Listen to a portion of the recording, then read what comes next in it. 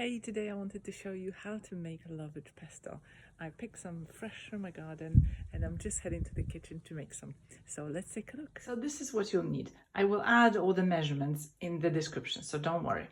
A good helping of lovage, Parmesan cheese and a garlic clove, walnut halves, ideally toasted, some lemon juice from our lemon, avocado oil, but you can just use olive oil if you want to.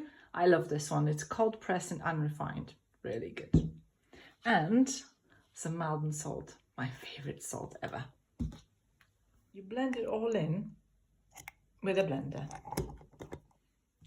Look at this pesto. I'm so proud of myself. I've never made lovage pesto before in my life. It looks amazing. The color is fantastic and it smells delicious. So I'm going to try it now and tell you what it tastes like. I'm just about to try my lovage pesto. I have never tried lovage pesto before, so I'm dying to know what it tastes like. Look how fabulous it looks. It's just amazing color, right?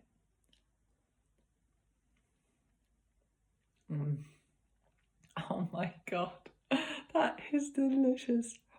Oh, you have all the ingredients nicely blend together. There's a hint of lemon and you can taste the walnuts and the avocado oil, that nutty, gives it nutty sort of flavor.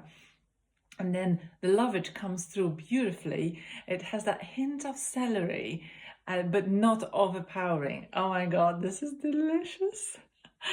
I would definitely recommend you try to make it. I will put the recipe in the description. If you are like me and you are following keto diet, then this will go nicely with the cauliflower. I tend to use a lot of cauliflower instead of pasta or rice.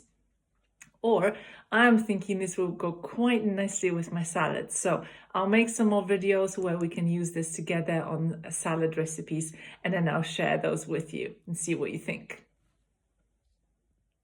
So don't forget to subscribe to my channel so you don't miss out on future videos, and I'll see you next time.